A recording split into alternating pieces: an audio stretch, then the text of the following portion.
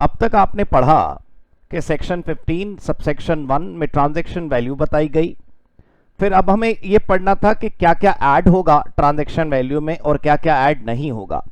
यूं कहें तो एडिशन और subtraction from the transaction value अब हमें पढ़ना है। अगर आपको याद दिलाऊं तो सबसेक्शन 2 में लिखा था कि इंक्लूजन्स क्या क्या हैं, और सबसेक्शन 3 में लिखा है एक्सक्लूजन कौन कौन से हैं, या इंक्लूजन और यहां पर एक्सक्लूजन। हम पॉइंट नंबर 8 पर थे। Following are the items to be added in transaction value as per section 15 subsection 2। कौन कौन सी चीजें हमें ऐड करनी है वो हमें यहां पर पढ़ना था। मेरी बुक के जो ये वैल्यू ऑफ सप्लाई के नोट्स हैं, ये दोस्तों आप अपने पास जरूर रखिएगा। देखिए मेरी हैंड राइटिंग में जो आप नोट्स लिख रहे हैं, जो आप अपनी नोटबुक पर लिख रहे हैं, वो इसलिए क्योंकि जब हम अपने हाथ से अपनी लैंग्वेज में वर्ड्स लिखते हैं तो हमें एक बार में सब कुछ समझ आ जाता है, और जब आप क्वेश्चन सॉल्व करेंगे तो कोई प्रॉब्लम नहीं आएगी। आपको क्वेश्चन सॉल्व करना आपके लिए बहुत आसान हो जाएगा।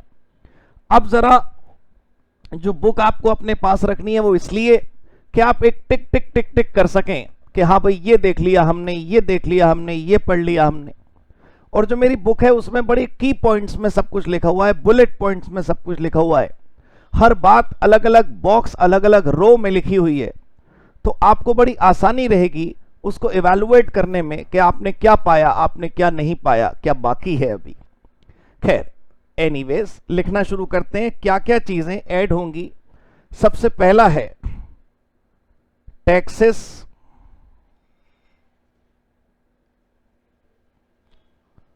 ड्यूटीज,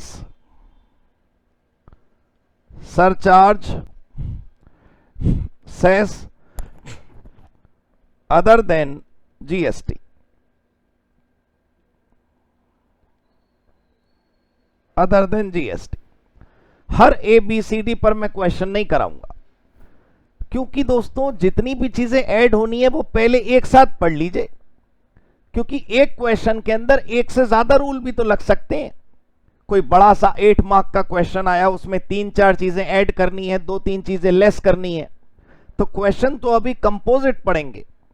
पॉइंट नंबर 8 में हम एडिशन समझ रहे हैं, पॉइंट नंबर 9 लिखकर एक्सक्लूजन समझेंगे, और फिर क्वेश्चन आंसर करेंगे। तो सबसे पहले हमने देखा taxes, duties, surcharge, cess other than GST. मतलब क्या हुआ? All taxes, duties, surcharge, cess other than GST if applicable in the transaction, if applicable in the transaction shall be added before charging GST।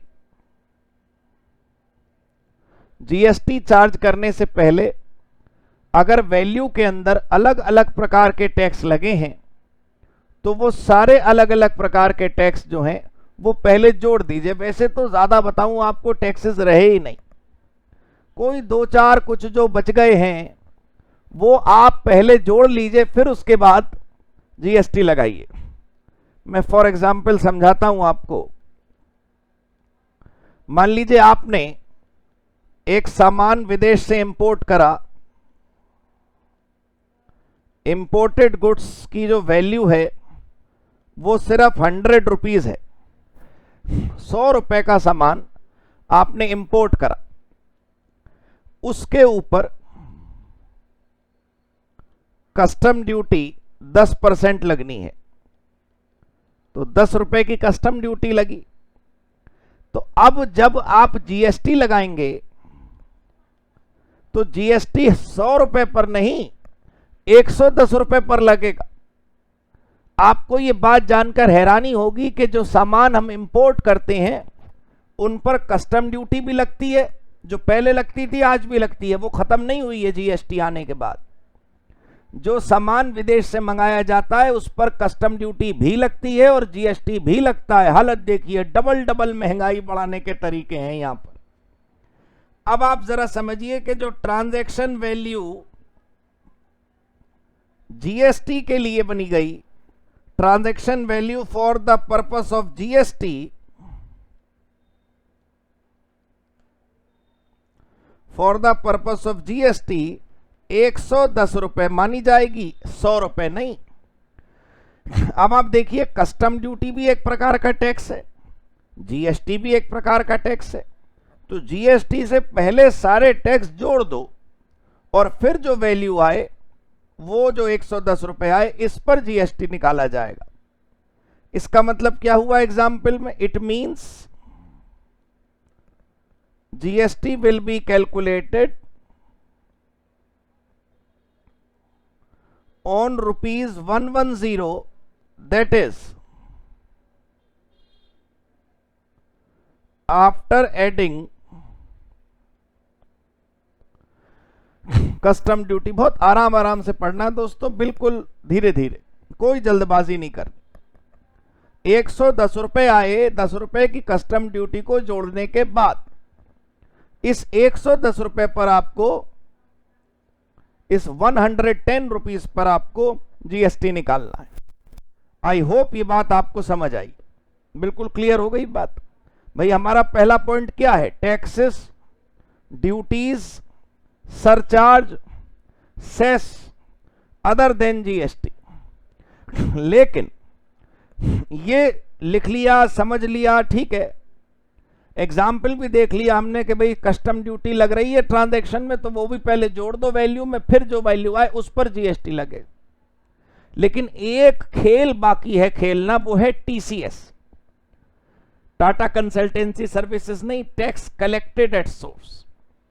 दोस्तों कुछ सामान ऐसे हैं जिन पर TCS लगता है। अब वो जो टीसीएस लगता है, मुझे उम्मीद है कि आप टीसीएस के बारे में जानते होंगे। अगर आप इनडायरेक्ट टैक्स तक पहुंच चुके हैं तो डायरेक्ट टैक्स तो आपने देख लिया होगा।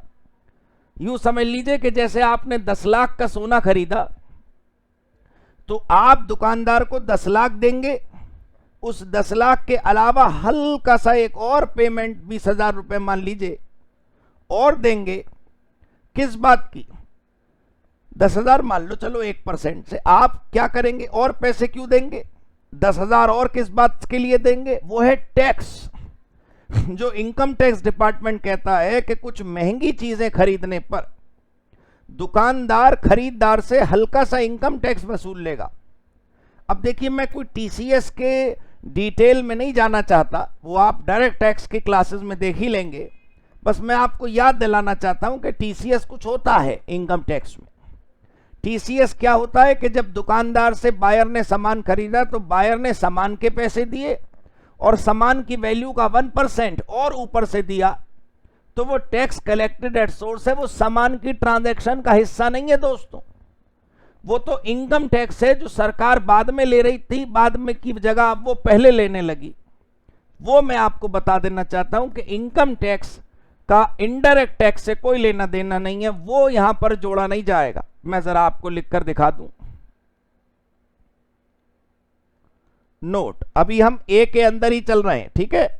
ए note, sometimes income tax act 1961, आवाज आ रही है ना आपको? हाँ, requires TCS to be collected by seller from buyer. Sometimes Income Tax Act 1961 requires TCS to be collected by seller from buyer, which is a part of income tax, and that is why shall not be added in transaction value. Right मैं आपको example से बताता हूं। बहुत आसान आसान है सब कुछ, ज्यादा घबराने की जरूरत नहीं है। अब जरा देखिए, तो मैंने ये क्यों बताया आपको यहां पर, ये लाइन इसलिए बतानी पड़ी कि वैसे तो हर टैक्स पहले जोड़ दो और फिर जीएसटी ने लगाओ, लेकिन अगर वो सारी चीजें जो पहले जोड़ रहे हो और फिर जीएसटी लगा रहे हो फाइनल वैल्यू पर, वो अगर टीसीएस हो तो टीसीएस मत जोड़ देना। कैसे, जरा देखते हैं। देखिए, फॉर एग्जाम्पल, सेलर ने बायर को गोल्ड ज्वेलरी बेची। कितने रुपए की गोल्ड ज्वेलरी बेची? 10 लाख रुपए की। 10 लाख का सोना हमने दुकानदार से खरीदा, तो वो 10 लाख रुपए जो है, हम बिल बना के दिखा रहे हैं आपको कि जो दुकानदार है वो क्या बिल बनाएगा। Shopkeeper is making the invoice और वो बायर से चार्ज करेगा गोल्ड ज्वेलरी 10 लाख रुपए की। लेकिन इनकम टैक्स का कानून कहता है कि नहीं नहीं, ज्वेलरी बेचने वाला खरीदने वाले से 1% पैसा और लेगा, 1% टीसीएस ऐड होगा। राइट, बिल बता रहा हूं आपको, बिल कैसे बनेगा। तो ये 10,000 रुपए और हो गए। ठीक है सर, बिल्कुल क्लियर हो गई ना बात, समझते रहिए। अब बिल में जीएसटी भी जुड़ा होगा। मान लो जीएसटी 2% मान लेते हैं, तो जो जीएसटी है वो जरा मुझे समझाना है आपको कि वो जीएसटी कैसे लगेगा। ऑन 10 लाख लगेगा या फिर ऑन 10,10,000 लगेगा? ये सही है, ये गलत है, ये जरा ध्यान से समझिए।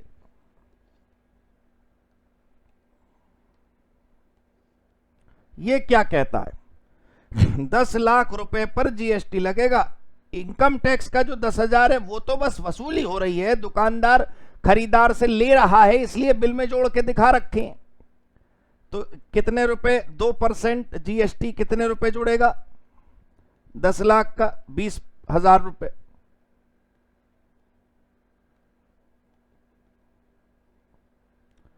अब फुल इनवॉइस वैल्यू कितनी हो गई?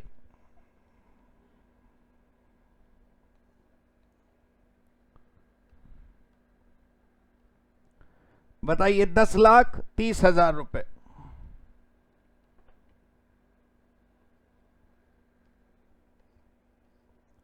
₹10,30,000। अब जरा मेरी बात समझने की कोशिश करिए कि यहां पर हमने क्या करा। ये जो हमने एग्जाम्पल में एड लेस करा, ये बिल है, बिल, जिसे जीएसटी की लैंग्वेज में इनवॉइस कहते हैं। Seller, jewellery shop dealer, shopkeeper जो है, सुनार जो है, वो बिल बनाएगा 10,30,000 रुपए का। इसमें 10 लाख तो गहनों की रकम हो गई, 10,000 रुपए वो इनकम टैक्स, जो इनकम टैक्स वालों को चला जाएगा। जीएसटी जो है वो 10,10,000 पर नहीं निकाला गया, वो 10 लाख रुपए पर निकाला गया केवल, क्योंकि टीसीएस इनकम टैक्स है, उसमें जीएसटी से कोई लेना देना नहीं है। बिल्कुल क्लियर हो गई ये बात। मैं एक बार फिर एक बात समझा दूं। वैसे सारे टैक्स पहले जोड़े जाते हैं, जैसे यहां कस्टम ड्यूटी जोड़ी गई, और उसके बाद कंप्लीट वैल्यू जो आती है उस पर जीएसटी निकलता है। लेकिन अगर वो जो सारे टैक्स जोड़े जाते हैं उनमें टीसीएस नाम का टैक्स हो, तो वो इनकम टैक्स है, वो मत जोड़ देना जीएसटी निकालने के लिए। सर आपने तो यहां जोड़ दिया। हे ईश्वर, जीएसटी 2% निकाला है बिना 10,000 जोड़े, सिर्फ 10 लाख का 2%। ये जो लिस्ट में सारी चीजें मैंने जोड़ी हैं, ये तो हम बिल बना रहे हैं जो दुकानदार ने बायर से पैसे लेने हैं उस बात का। क्लियर हो गई जी बात आपको? चलिए, हमारी वो चीजें जो हमें जोड़ देनी चाहिए, जिनको जोड़ने के बाद जीएसटी निकाला जाता है, उसमें पहली ट्रांजैक्शन हमने कर ली, taxes, duties, surcharge, cess other than GST. Clear हो गई जी बात? चलिए आगे बढ़ते हैं।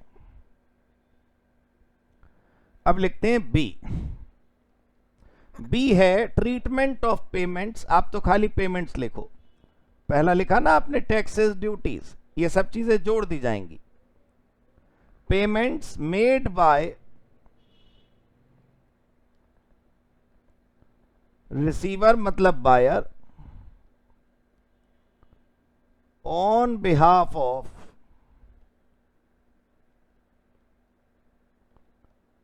सप्लायर मतलब seller. Payment made by receiver मतलब buyer on behalf of supplier. ये क्या कहता है, अब ये देखते हैं।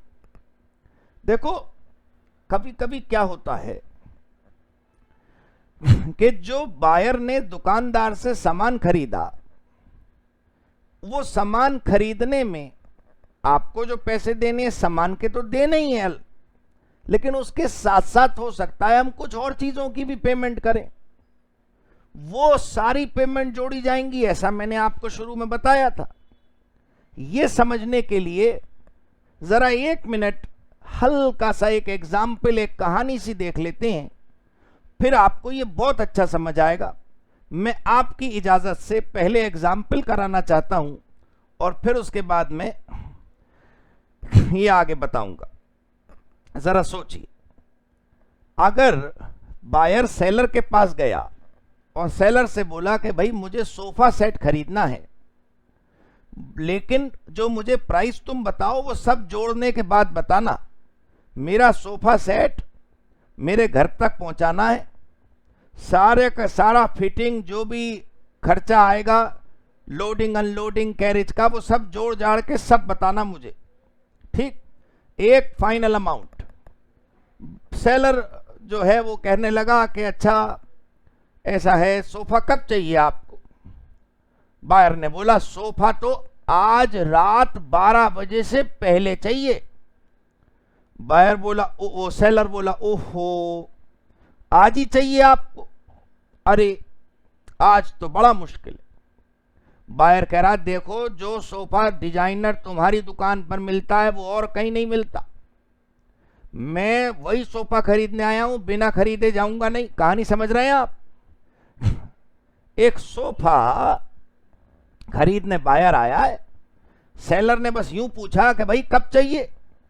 बायर ने बताया कि सोफा मुझे आज रात 12 बजे से पहले चाहिए, चाहे 11:59 PM मिडनाइट से 1 मिनट पहले भिजवाओ मेरे घर, आई डोंट केयर, बट चाहिए आज ही। सेलर कह रहा क्या बताऊं भाई साहब, आज तो कतई नहीं हो सकता, it's actually practically impossible, that's not at all possible. Buyer बोला भाई क्या क्या तकलीफ है, आज क्यों पॉसिबल नहीं है? सेलर बोला क्या बताऊं, वो जो हमारा डिजाइनर जो सोफे की डिजाइनिंग करता है वो आज है नहीं, अवेलेबल नहीं। बायर बोला भाई क्यों अवेलेबल नहीं है, आज तो वर्किंग डे, छुट्टी पर है।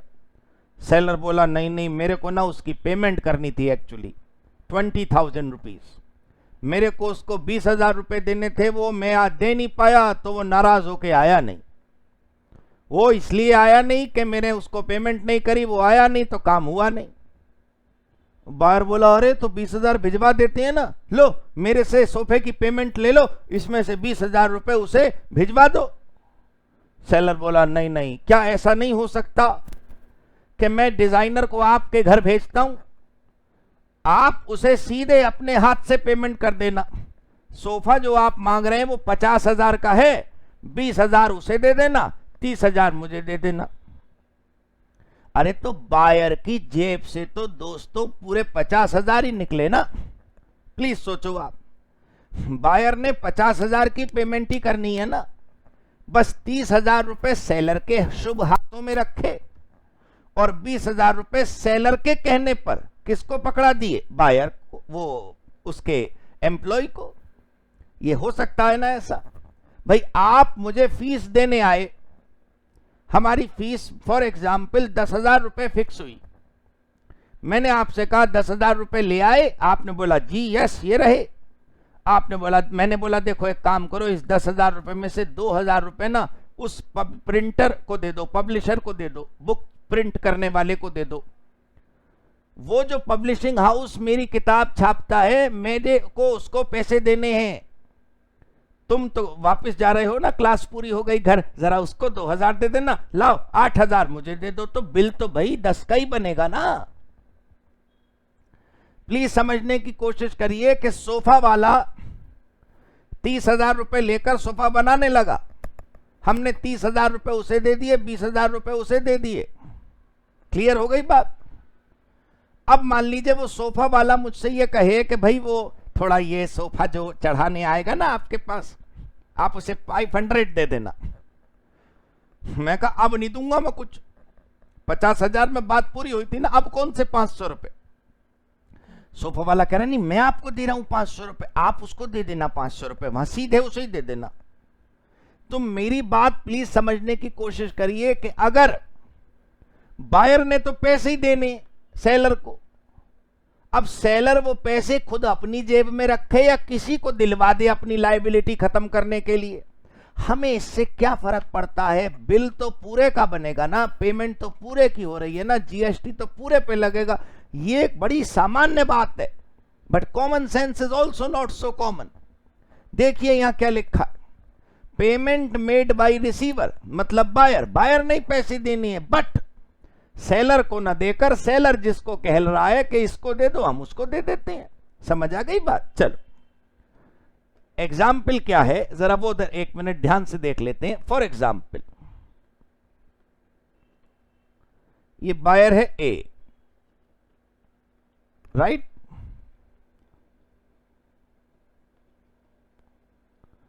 ये सेलर है बी।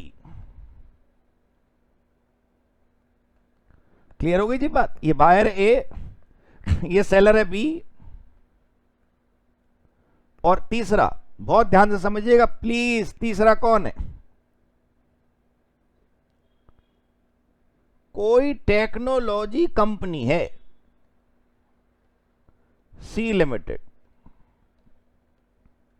कोई टेक्नोलॉजी कंपनी है सी लिमिटेड, इसकी डिटेल भी लिखवाऊंगा, आप बेफिक्र रहो। बायर और सेलर के बीच में जो अग्रीमेंट हुआ वो 10 लाख रुपीस का हुआ, बट सेलर बोला कि 10 लाख रुपए में से मेरे को ना पेमेंट करनी है टेक्नोलॉजी कंपनी को 50,000 रुपीस, तो आप सीधे टेक्नोलॉजी कंपनी को दे दीजिए, और 9.5 लाख जो हैं वो आप मुझे दे दीजिए। 9,50,000 आप मुझे दे दीजिए, 50,000 आप टेक्नोलॉजी कंपनी को दे दीजिए। वो जबकि लायबिलिटी किसकी थी? सेलर की। सेलर ने कोई टेक्नोलॉजी की चीज खरीदी होगी इस सी लिमिटेड से।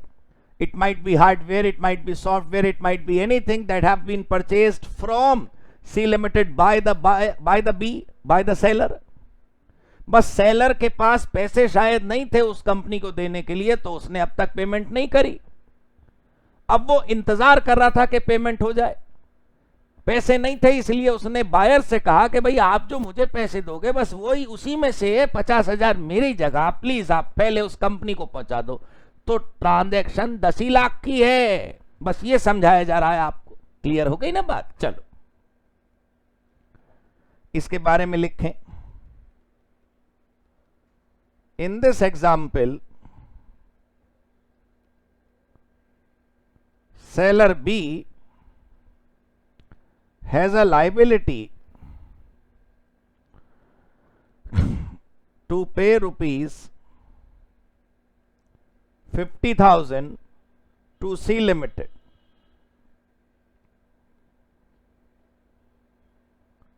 He requested his buyer A to divert rupees 50,000 from the complete payment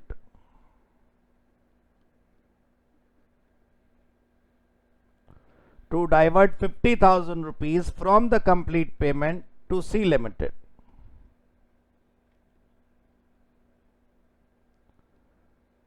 When seller B will make invoice for buyer A,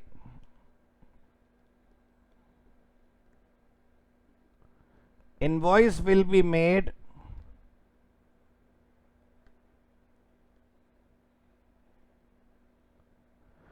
for complete 10 lakh and GST will also apply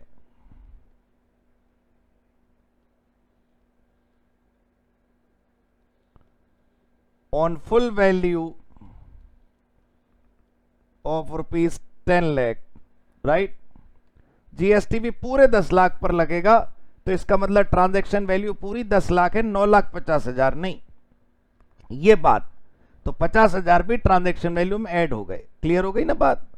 अब ये इस example के बाद actual में point लिख लेते हैं। Point था क्या?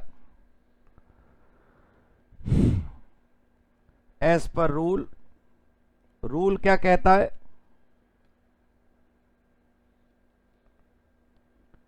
Any payment made bye receiver, as per rule any payment made by receiver which originally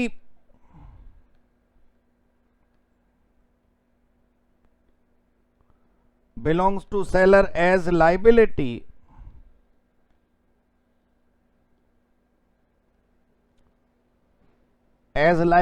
of seller shall be added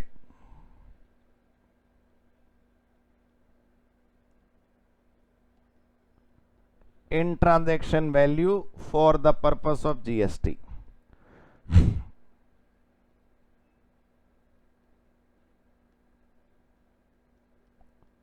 देखिए, अगर वैसे तो हम आईडीटी पढ़ रहे हैं, डीटी में मुझे बोलने का कोई हक नहीं, लेकिन वो बहुत अच्छे से समझिएगा कि डीटी आईडीटी दोनों में लोग कहते हैं प्रैक्टिकल और थ्योरी दोनों है ना।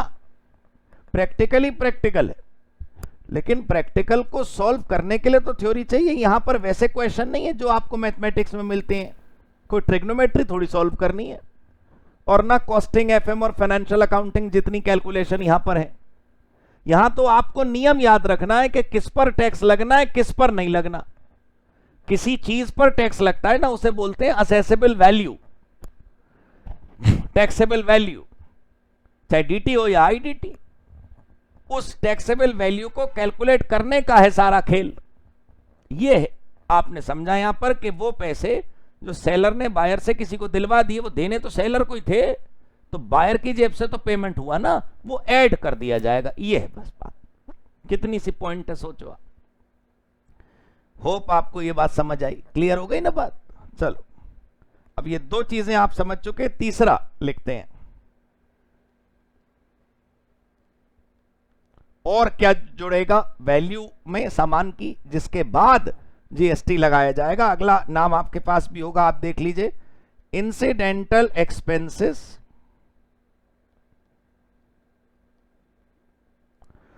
incidental expenses like commission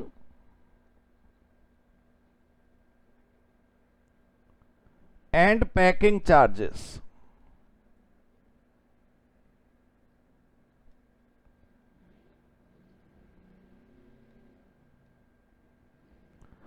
ये क्या है? ये तो बड़ा आसान है। आप कोई ऑनलाइन सामान मंगाइए तो सामान की वैल्यू प्लस डिलीवरी चार्ज दोनों मिलाकर फिर जीएसटी लगता है। आप कोई गुड्स खरीद के लाइए, उस पर पैकिंग करवाइए, तो पैकिंग के जो चार्ज आपने दिए उस पर भी जीएसटी लगता है।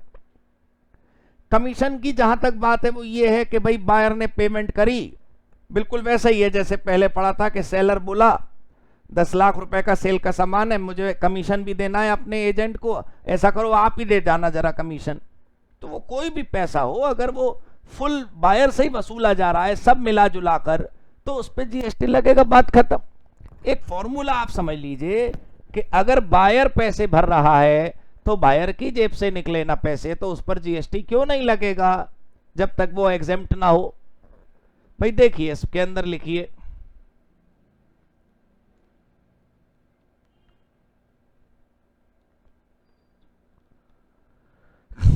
transaction value will also include all expenses for which seller charged buyer। Seller ने अगर बायर से चार्ज करा है तो जीएसटी लगेगा। such as packing charge, delivery charge, etcetera, कोई भी चीज हो भाई, अगर वो पैसा बायर से लिया जा रहा है तो वो पहले जोड़ा जाएगा।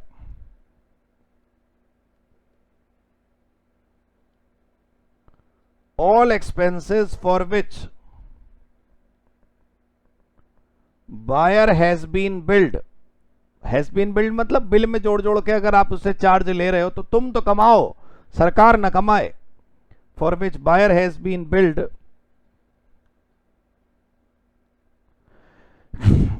all expenses for which buyer has been billed shall be included in the transaction value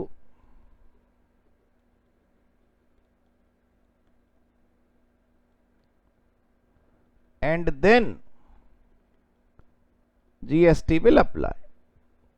और मुझे सच में नहीं लगता कि इसमें कोई एग्जाम्पल की जरूरत है, बहुत इजी है भाई कि आपने 1,00,000 रुपए का आपने फर्नीचर खरीदा और उसकी लोडिंग अनलोडिंग में 5,000 रुपए लग गए, तो आप 1,05,000 रुपए पर जीएसटी देते हैं। That's so easy to understand. Clear हुई बात? चलो सी के बाद ये लिख लीजिए आप पहले, आप जो भी आपसे रह जाए आप पॉज करके वीडियो को पहले इसको पूरा लिख लें, ठीक है। अगला है इंटरेस्ट, लेट फी और पेनल्टी।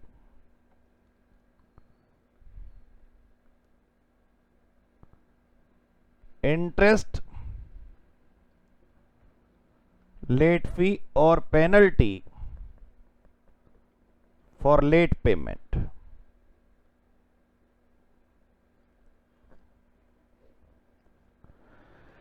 देखिए यूं कहा जाए तो इंटरेस्ट बैंक के लोन में भी होता है, सोचा जाए तो लेट फी कई जगह होती है। तो यहां पर हम कोई बैंक के इंटरेस्ट की बात नहीं कर रहे या बैंक की लेट फी की बात नहीं कर रहे। सेलर और बायर के बीच में एक अग्रीमेंट हुआ कि भाई अगर इतने दिनों में पेमेंट कर दोगे तो ठीक है, इतने दिन से ज्यादा लगाओगे तो ब्याज देना पड़ेगा आपको। बस जो लेट फीस के नाम पर पेनल्टी ली गई से बायर से सेलर ने वसूल ली, उस पर भी जीएसटी लगेगा, यहां ये लिखा, ठीक है। देखो भाई बिल बनाते समय तो शुरू से नहीं पता था ना, बिल अगर नहीं बनाया भी तो बिल में जोड़ दो, वरना इंटरेस्ट का अलग बिल बना दो। प्लीज समझो, 1 जनवरी को आपने सामान बेचा और बायर से बोले आपके 31 जनवरी तक पे कर दो वरना ब्याज जोड़ देंगे, तो 1 फरवरी को वो हो गया, क्या कहते हैं उसे, 1 फेब को पेमेंट नहीं आई, तो आप तो बिल बना चुके थे 1 जनवरी को ही, तो 1 फेब को बिल रिवाइज कर दीजिए, या जो इंटरेस्ट का अमाउंट आप और मांग रहे हैं उसका फिर एक बिल बना दीजिए, ठीक है ना। चलो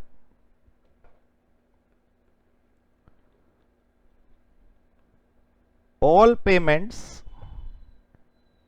made by buyer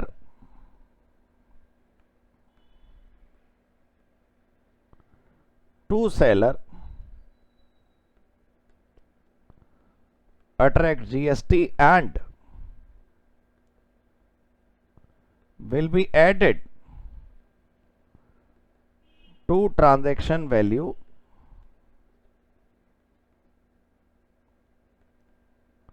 in the invoice, right?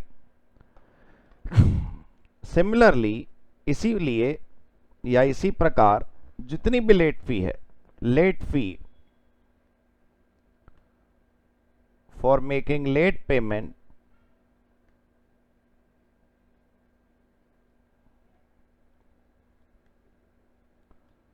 will also attract GST and will form part of invoice, और इनवॉइस का हिस्सा होगी।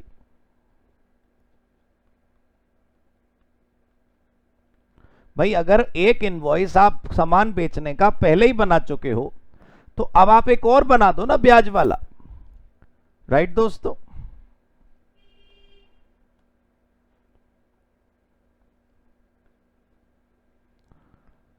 Cell value and late fee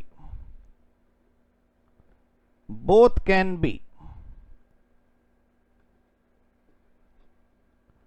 in single invoice or in different invoices, law को उससे कोई problem नहीं है भाई। पहले दिन जिस दिन सामान बेच रहे थे उस दिन ही बिल बना दिया हमने, तो बायर को पकड़ा दिया, हमें थोड़ी पता था लेट पेमेंट करेगा। लेकिन सर्विस के केस में ऐसा हो सकता है कि सर्विस में बिल बाद में बने। क्लियर हो गई ना? चलो, इंटरेस्ट, लेट फी और penalty for late payment. I hope this is clear to you. मतलब ट्रांजैक्शन पूरी खत्म नहीं हुई। एबीसीडी आपने मतलब 4 ट्रांजैक्शन पढ़ ली, 4 चीजें आपने पढ़ ली जो इसमें अभी ऐड करी जाएंगी।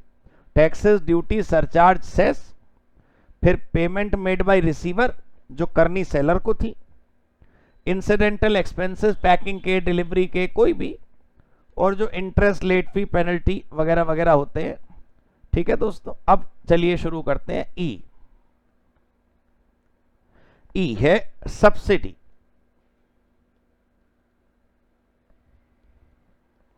सब्सिडी में थोड़ा सा खेल है जो आपको समझना पड़ेगा। मैं फिर चाहता हूं कि आप मेरे साथ 2 एग्जाम्पल देख लें और फिर उसके बाद क्लियर हो जाएगा।